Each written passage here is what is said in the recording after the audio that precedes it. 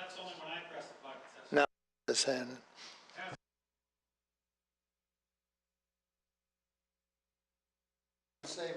Stop touching the buttons.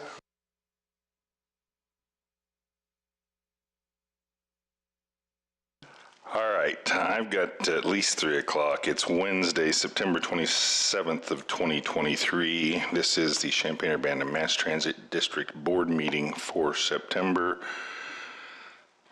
Please call the roll, please. Barnes. Here. Chaplin. Delgado. Here. Fasella. Here. Hannon. Here. Nudo. Here. Dial. Here. Quorum is present. Thank you. I'll ask for a motion and a second to approve our agenda for today's meeting. So move. Seconded. It's been moved and seconded to approve our agenda for today's meeting. All in favor? Aye. Opposed? That motion carries. Audience participation. Anyone in the audience like to speak? Please come to the podium. Let us know who you are. Ladies and gentlemen, most of you know me. My name is George Friedman. I live at 1115 Newberry in Champaign. I have something to say that I wish the whole city could hear.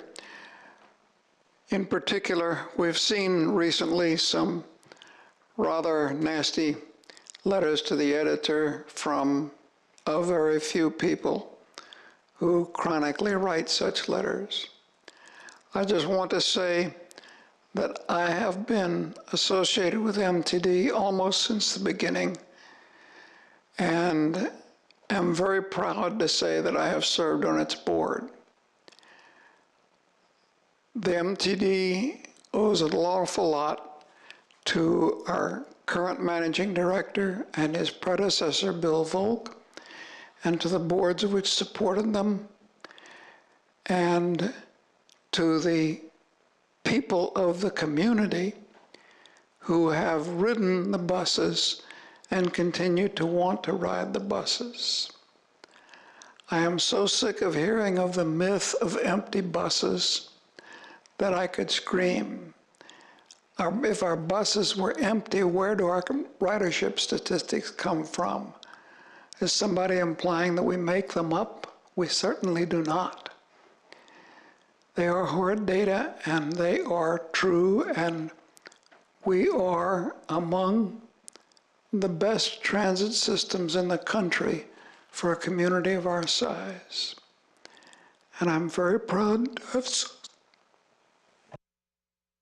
Thank you, George. Anyone else want to speak to the board at this time in our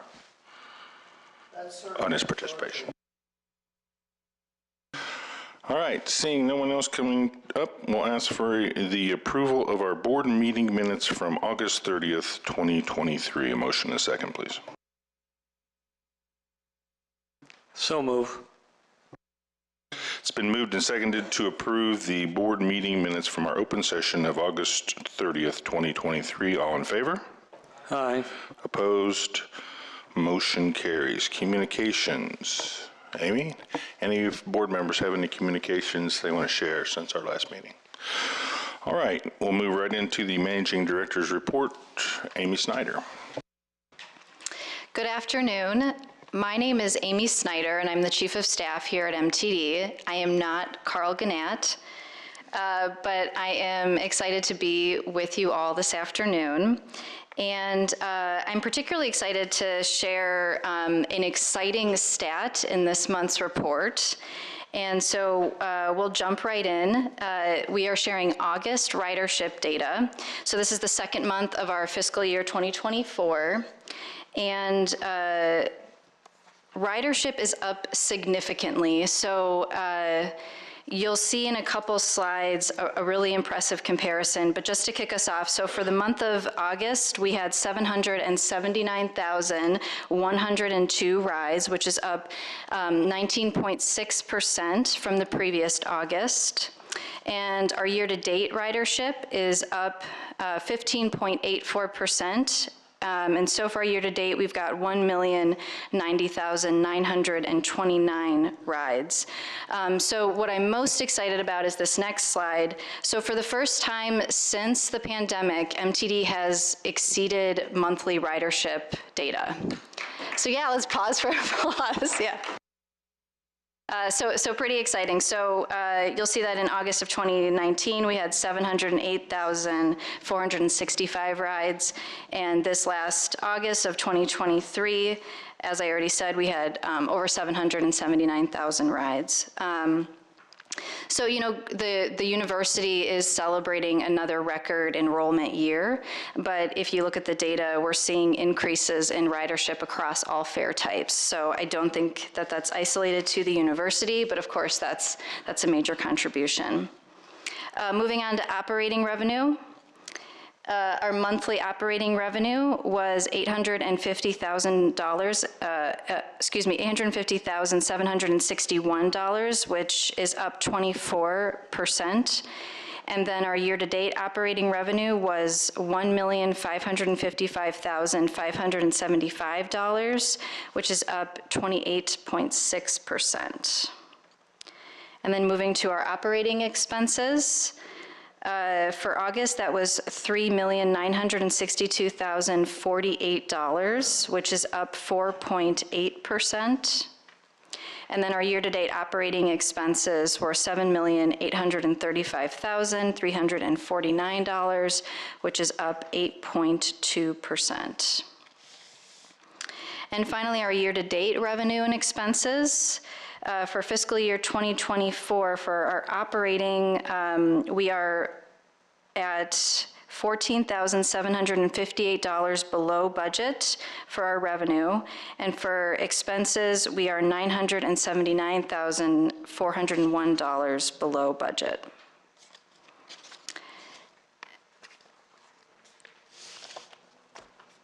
We talked last month about our continued efforts to fill vacancies and really push towards service restoration. So we've included in the notes some preliminary numbers that we feel are pretty promising for our mentor program that we've put in place through our human resources department to really help that retention by engaging with operators within their first year to help them navigate all the things, keep their confidence high. So if you haven't already, I'd really encourage you to read those numbers along with, of course, the rest of the notes in the section. And with that, I will take questions through page 34.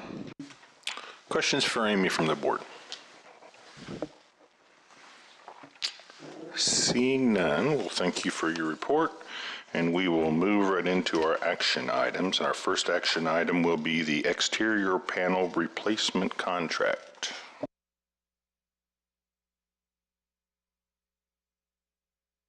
Good afternoon, everyone. I'm your Assistant Facility Director of MTD, Dave Thornton. Happy to be here. Oh, thanks, Beth. So we identified a need several months ago at the 1101 Administration Building that was constructed in approximately 1982. Some exterior panels are starting to fail on that building. Beth, you got that slide? Or is Brian a slide? Anybody slide? Hey, there we go. So those are some painted metal panels. We're going to see one's had some damage, been caulked. We got some failing wood trim around there. Next slide, please. Is that on this building? No, that's over at 1101 East University, the Administration Building, the old Motorola building. There is some very creative use of exposed aggregate. That's some nice Wisconsin red granite in a mortar bed stuck to plywood. It's been good for about 40 years, but it is starting to fail. Hard to clean, hard to maintain, hard to match, and doesn't look very nice either. So we contacted IGW Architects to come up with a few options. Next slide, please.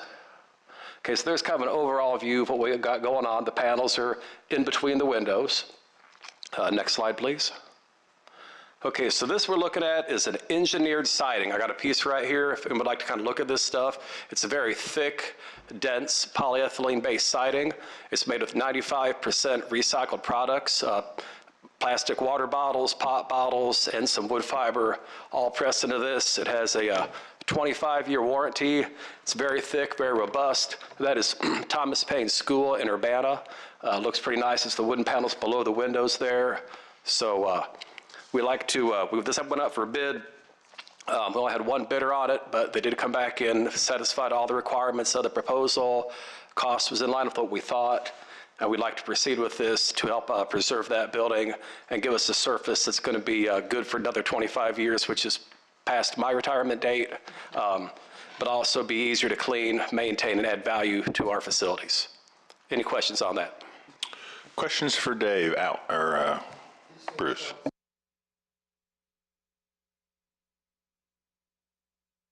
No, Bruce, that's maybe about one third of the building approximately, I'd estimate. We got nice large overhangs on that, so it's not the entire building. I'd estimate the wall surface maybe a quarter to a third of the building. Additional questions for Dave on this item? Seeing, and this is within the budget that you've set aside for this, correct? Yes, so this initially was going to be utilized 100% federal funding through the ARPA.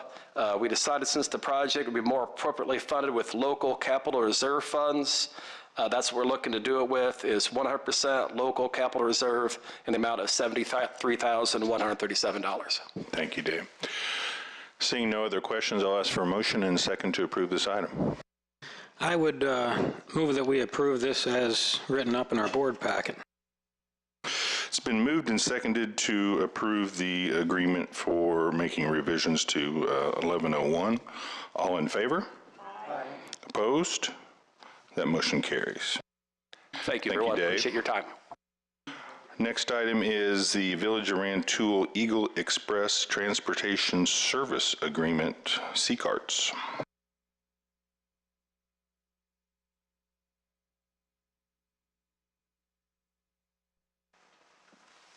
Hi, everybody. Jay Rank, Operations Director. Today we're talking about a renewal of the agreement for the Village of Rantoul for the C-Carts, the fixed route service called the Eagle Express. We're looking to extend it for 3 years until October 31st, 2026. So this is something that we started in 2016 and have had 2-year service renewal agreements in place until the pandemic. And for this year, we talked with Rantoul and agreed to a 3-year term. So basically, if we don't continue the service, it would end at the end of October. And this agreement will go to our board today, RTAG, and the Village of Rantoul before the end of October for approval. Two things to note. We noticed, or it was pointed out to us, that in the agreement, a few edits that we want to make. We're going to, in bullet point number 4, we put in names instead of titles. So we're looking to change Clintoria Lee Clements and Jay Rank to Special Services Manager and Operations Director, as that's more appropriate. And in attachment B, point number 1, it was poorly written, and we're revising that to say MTD shall operate an alternate deviated fixed route service if staffing shortage levels are to a point where they do not permit the delivery of the service outlined in attachment A. So basically saying that if we don't have enough operators to do the service, we will operate a reduced fixed route. And previously that mentioned COVID, and we decided to take COVID out of that because there could be a number of reasons why we have a shortage. Questions for Jay on this item? How much service are we giving them? Actual miles or bus miles or whatever? I don't have the miles in front of us. Basically, there's 3 routes in Rantoul, both AM and PM. And there's kind of a north route part through part of Rantoul and a south route, and then a third route that basically connects to the factories. How has the ridership? How many miles is that? Sorry, I don't have the mileage in front of me. I can look that up. They go weekday daytime, 5 days a week. There's a AM set of routes and a PM set of routes. Dick. How has the ridership been on these fixed routes? Yeah, so ridership has increased recently. It started off at about 1,100 rides per month, went up to 1,800 rides per month, and now we're operating about 2,000 rides per month. So it's grown over the time we've offered it. All right, additional questions. Go ahead, Phil. Hey, Jay, and this might be something that I should have thought to ask Carl before he left, but it looks like we're anticipating 3% inflation this year, and then 2 3/4 and 2.5, and you know, I guess that would be sort of a return to what we had seen pre-pandemic, but you know, of late it's been, you know, 4.5 the last couple months. It was as high as 8. So I was wondering kind of what went into that calculation that got us to these. Yeah, so I mean, it was a negotiation based on what Rantoul, you know, thought they could afford. They talked about their revenue dropping from the motor fuel tax. So basically, we agreed to give them a lower rate with 3% being the highest in front, so we can get more initially, but then basically told them after this contract, we're going to have to look really hard and say, okay, this is likely not keeping up with inflation, and we need to take another look. Yeah, just as long as everybody's cognizant of that. I have no problem helping Rantoul out, and this, I think, is one of the better services that we provide as an agency. There's a lot of people that live in Rantoul but work or attend the Parkland College here in Champaign and vice versa. So, yeah, thanks for clearing that up. Yeah, and this is an important one because it's a local contract, and the more local money, local dollars we can bring in helps us leverage against the downstate operating assistance. So the more local contracts we can get, the better, and we're trying to get more. But ultimately, yeah, this is what we agreed to for this term, and made a note that, yeah, it's the next contract may have a larger sticker on it. Additional questions So for it's staff? one bus making all of these routes up there, or 3 buses? It's, yeah, three buses, or three vans really, that operate the service. Is this money good enough for it? 5 days a week, 3 buses? It covers the cost, yes.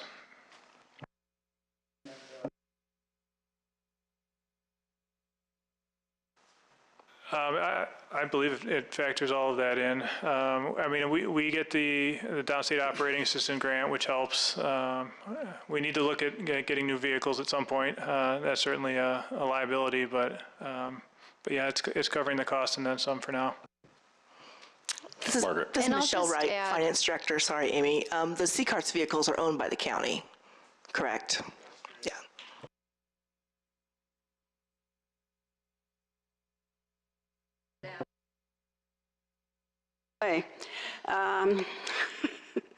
I believe, doesn't the village also contribute some money to the cost of this operation? Yeah, that's what we're talking about right here. This is a contract or an agreement to extend for 3 years for the village to pay. You know. No, they are they're C-Carts vehicles. They are not our vehicles. This is, the village of Rantoul is paying this portion of the cost. This is the village of Rantoul. The cost is basically the drivers. Yeah, the drivers, some overhead fuel. So yeah, they are agreeing to pay from November 23 to 24, $9,991 a month. The next year, each month, $10,265.75, and the year after that, $10,522.39 a month. Yeah. So if Rantoul did not want to renew this agreement, did not want to pay this, then we would be using our federal 5307 funds. And when I say our, I mean they belong to the county to provide demand response service only. And then we would use, of course, our downstate operating assistant grant as well, as Jay mentioned. Agreements like this, though, where the village says we will pay for these fixed routes, which we've done since, I believe, 2014. So they are paying for this additional service, which then we can leverage against the downstate operating assistance grant to then be reimbursed that 65%, if that helps to clarify things. Al. I can just say it's a wonderful program, and it's great. We used to have a lot of business and ownership in Rantoul, and Gulfview Village we owned, and they're, the residents there very much appreciate it. When it was Chris, I think, that wasn't affiliated with you guys. But now it's even better. So. All right. Additional questions for staff on this item? Seeing none, I'll ask for a motion and a second to approve it. I would move that we approve this with the oral modifications that Jay put for paragraph 4 and addendum B1 written in on the margin, or however Beth does that. It's been moved and seconded to approve the modified agreement with the Village of Rantoul for C-Cart service. All in favor? Aye. Opposed? Motion carries. Thank you. Our next item is to authorize a line of credit with Prospect Bank. Amy and Michelle.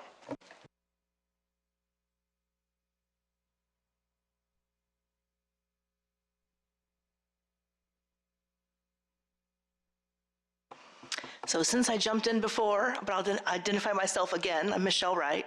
I'm the finance director, and I'm here to talk about the line of credit. First off, I want to talk about why we have a line of credit. We've had one for several years, and the last 4 years it's been with Prospect Bank. Prior to that, it was with First Mid. We have a line of credit for two different reasons. One is to be able to use the debt service funds from the state that are part of the Downstate Operating Assistance Program. We have to borrow the money because it's called debt service.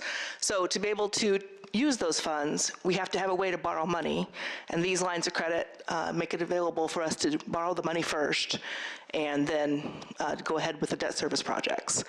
In general, we don't usually have the money borrowed very long.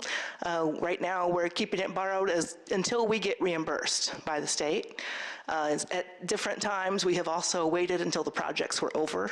So in any case, the amount that we have borrowed is not for very long for that situation. The other reason, which hopefully we will not experience, is as an emergency source to get funds. Before I came to MTD, the state had a budget crisis where money was not coming, and luckily MTD was positioned pretty well financially, so it didn't have an immediate impact, but it was starting to have an impact from what I've been told, and that could be a severe situation if funds were not available at all.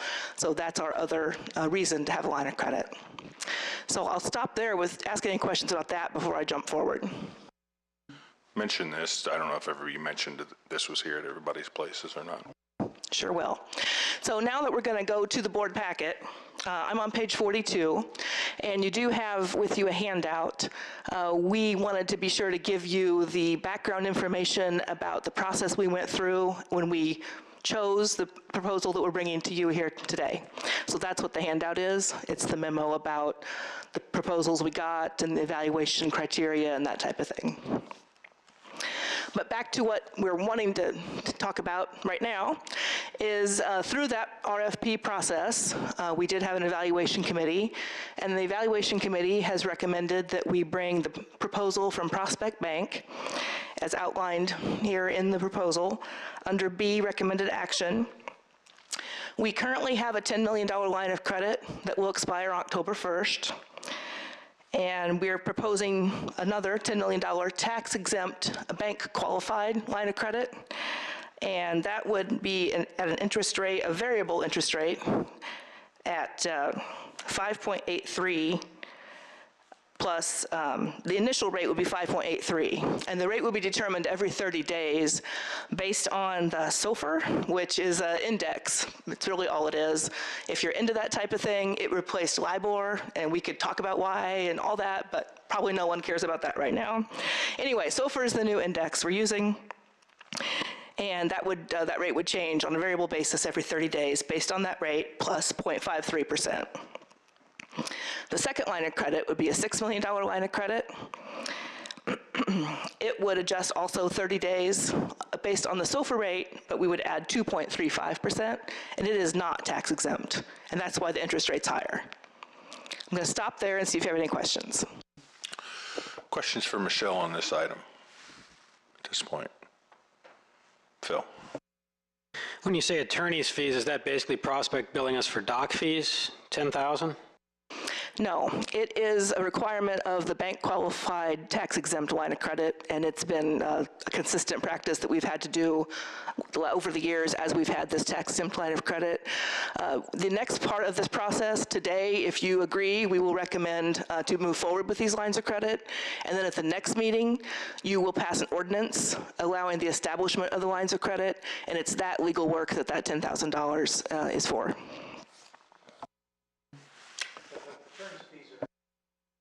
In the other case, I think in the 6 million line of credit, it's included in the package. Right, yeah, they're all addressed at the same time. Yep. I'm going to jump forward then and talk, this would be a 36-month term, and one reason for that is we have gone through an extensive procurement process, and if we renewed every year, that would be a lot of duplicate work for probably not much gain. So that's one reason I recommend going ahead with a 36-month. The collateral is listed there. It's a pretty standard collateral that we've had before. The other part of this recommendation is that the Managing Director, Carl Gannett, the Chief of Staff, Amy Snyder, myself, the Finance Director, Michelle Wright, and the Comptroller, Nate Warman, be authorized to make the line of credit advances and draws back and forth, which is a practice we have done in the past. So forgive my ignorance about the line of credit collateral position, but I'm unfamiliar with the public collateral positions vis-a-vis, say, commercial collateral positions. So in the case of a commercial loan, there's a ratio of assets to what the loan is for. In this case, we're pledging all of our assets. And I'm unfamiliar with what that means in terms of what the total amount of assets are vis-a-vis the 10 million. And how does that affect other pledges that we have to make in other cases if there are any? Again, I'm ignorant on the fact that we may not have a need for other collateral positions to pledge. So you follow what I'm saying as far as the commercial side. It's usually 1.5 to 2 times of the amount of the loan. You know, you over pledge with what you're borrowing, but this is all. So I mean, this is massively over pledged if you want to look at it like that. That's what I'm looking at. So I'm questioning, and maybe Angela can familiarize us with that, why they seek all of our assets. Well, and Mr. Nudo referred to Angela Carr, who is our representative from Prospect Bank, and she is in the audience right now. And if she would like to add anything to what I say, I'll welcome her to join in. At this point, our total exposure will be the 16 million. We're not going to borrow any more than that. We won't be able to borrow any more than that. So even though the collateral would be for all of the assets, 16 million would be the exposure that they would be able to have.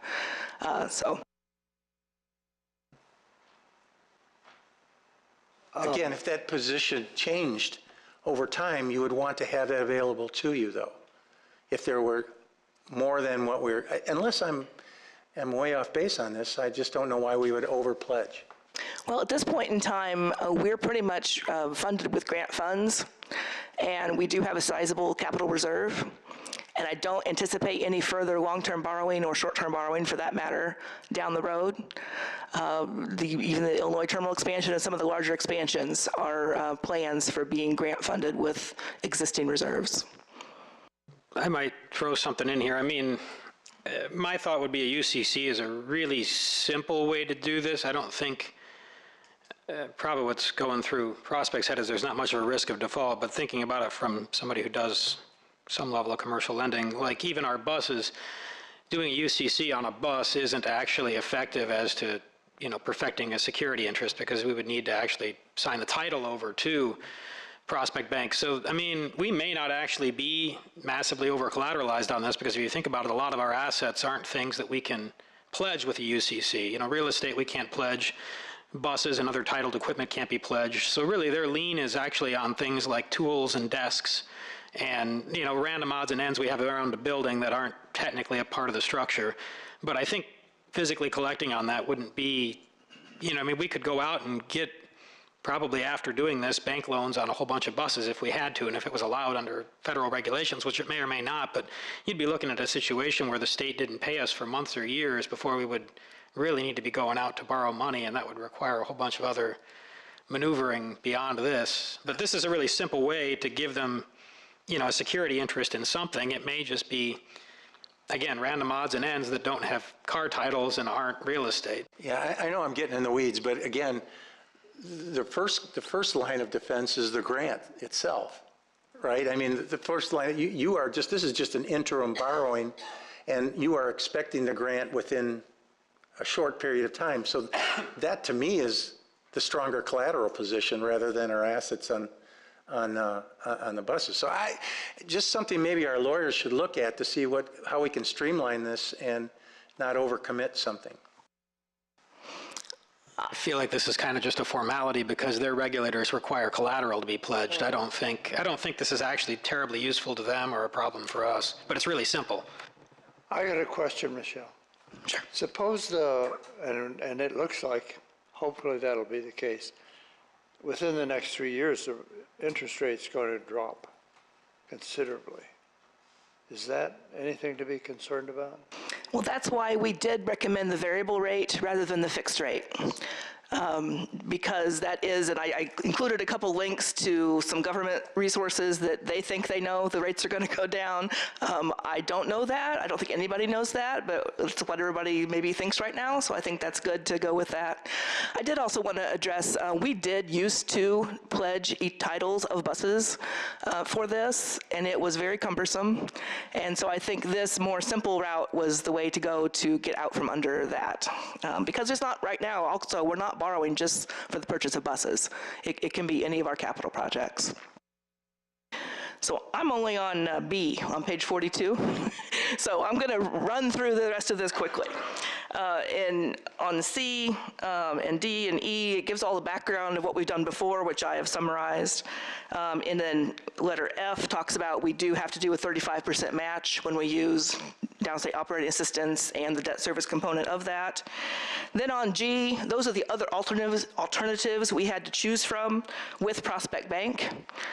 And again, I said, you know, we decided to do the 36-month term as the most effective use of our procurement process, and the estimates from reliable sources that interest rates may go down is why we chose the variable rate. All right. Anything else, Michelle, on this? I do just want to note, generally we do this every 3 years, and last year we had extended this for another year, coming out of COVID and all of that. So that's why we're also proposing a 3-year term. But our current line of credit will expire. We had extended the $10 million line of credit, but it will expire October 1st. We won't have all the actual you won't officially approve the ordinance until the next board meeting. We do not anticipate any debt service payments being required during that time, so we shouldn't have any problem. Hopefully there's no massive financial issue that we would have a cash need during that time. I don't foresee that either, so I just want to make you aware of that. Thank you. All right. Any additional questions on this item? Seeing none, I'll ask for a motion and a second to approve a contract with Prospect Bank. It's been moved and seconded to approve the loan authorization for $16 million total with Prospect Bank. All in favor? Aye. Opposed? That motion carries. Thank you, Michelle. All right, that was our last piece of action item for today's meeting. Our next meeting will be Wednesday, October 25th, 2023 at 3 o'clock right here in the Illinois Terminal. Any other business anyone wants to talk about before we adjourn? Seeing none, I'll ask for a motion and a second for adjournment. All in favor? We are adjourned. Thank you.